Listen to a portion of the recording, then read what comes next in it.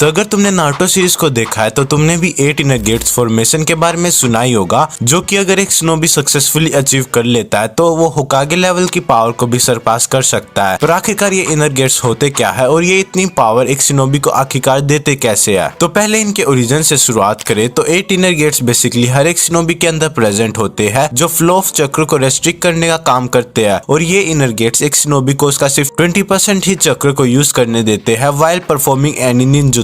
पर अब तुम सोच रहे होगे कि आखिरकार ऐसा क्यों होता है? तो बेसिकली एक ह्यूमन बॉडी के अंदर इतना ज्यादा चक्र होता है कि अगर वो अपना 20% से ज्यादा चक्र को यूज करता है तो उसकी बॉडी काफी ज्यादा इंजर्ड हो जाती है और ज्यादातर चांसेस में जो बंदा 8 इनर गेट्स को ओपन कर लेता है तो उसका मरना पक्का होता है। तो चलो अब हर एक गेट के बारे में इंडिविजुअली बात करते हैं। तो फर्स्ट गेट की बात करें तो उसे कहते हैं गेट ऑफ ओपनिंग, जो कि अपने यूजर को एनहांस स्पीड और एजिलिटी प्रोवाइड करता है। इसके अलावा ली अपना रिवर्स लोटस इसी को ओपन कर यूज करता है और ये एक बंदे के ट्रू पोटेंशियल को अनलॉक करने में मदद करता है। तो इसके बाद सेकंड गेट यानी कि गेट ऑफ हीलिंग की बात करें तो ये गेट इसके यूजर की रिजनरेशन और हीलिंग की एबिलिटीज को बूस्ट कर देता है और इसे ओपन करने के बाद एक बैटल के अंदर जो यूजर है उसका स्टेमिना कई गुना बढ़ जाता है। तो चलो इसके बाद थर्ड गेट यानी कि गेट ऑफ लाइफ की बात करें तो ये गेट इसके यूजर की स्ट्रेंथ को एक्सपोनेंशियली बढ़ा देता है और जो शिनोबी है वो physically comparable to other shinobis ज्यादा पावरफुल हो जाता है। कह सकते हो ये एक जो शिनोबी उसे सुपर ह्यूमन लेवल की स्ट्रेंथ प्रोवाइड करता है। तो इसके बाद अगर फोर्थ गेट की बात करें तो वो आता है gate of pen.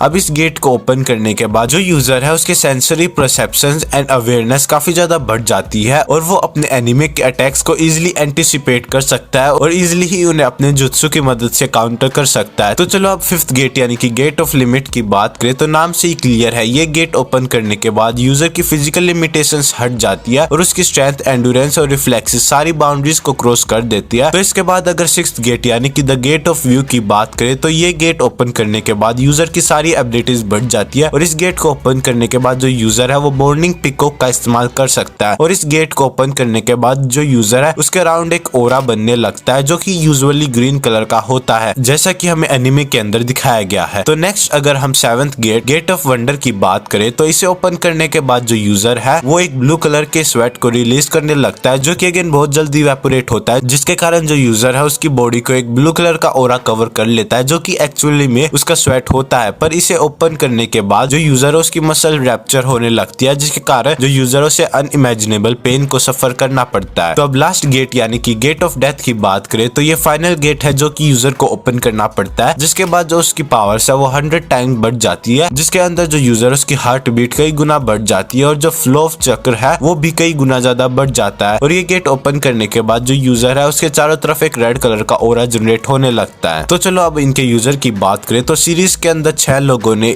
8 inner gets को यूज किया है, जिसके अंदर सबसे पहले बात करें तो आता है ककाशी हटाके, जिसने फर्स्ट गेट यानी कि गेट ऑफ ओपनिंग का इस्तेमाल किया था जब वो सास्के को ट्रेन करने के लिए जो पहाड़ है उसे चढ़ रहा था। वहां पर उसने पहाड़ चढ़ने के लिए जब अपने फर्स्ट गेट का इस्तेमाल किया था, जहां पर वो अपनी जो सारी फिजिकल लिमिटेशन है उन्हें हटा देता है इसे ओपन करने के बाद, और जो पहाड़ है वो इजिली चढ़ लेता है। ककाशी के अलावा रॉक ली ने भी 8 इनर गेट्स का इस्तेमाल किया है, जहां पर उसने अपने फर्स्ट 5 गेट को गारा के खिलाफ चुने एग्जाम्स के अंदर और बाकी के गेट्स को बोरुटो सीरीज के अंदर ओपन किया है, जहां पर जो रॉक लिया वो भी अपने 8 इनर गेट्स को ओपन कर सकता है। ली के बाद बात करें तो आते हैं गाई सेंसे, जिन्होंने ली को 8 इनर गेट्स का इस्तेमाल करना सिखाया था, जिन्होंने 8 इनर गेट्स की मदद से किसामे को हराया था और इसके अलावा वॉर के अंदर माद्रा से भी फाइट की थी, जहां माद्रा खुद ये डिक्लेयर करता है कि जो गाई सेंसे वहां पर स्ट्रॉन्गेस्ट थे और यहाँ पर जो गाई सेंसे उन्होंने होकागे लेवल को भी सरपास कर दिया था, जैसा कि उन्होंने ली से प्रॉमिस किया था। गाई सेंसे के बाद आते हैं माइट डाई, जो कि गाई सेंसे के फादर है और 8 इनर गेट्स के ओरिजिनल क्रिएटर भी, और इन्होंने अपने 8 इनर गेट्स का इस्तेमाल कर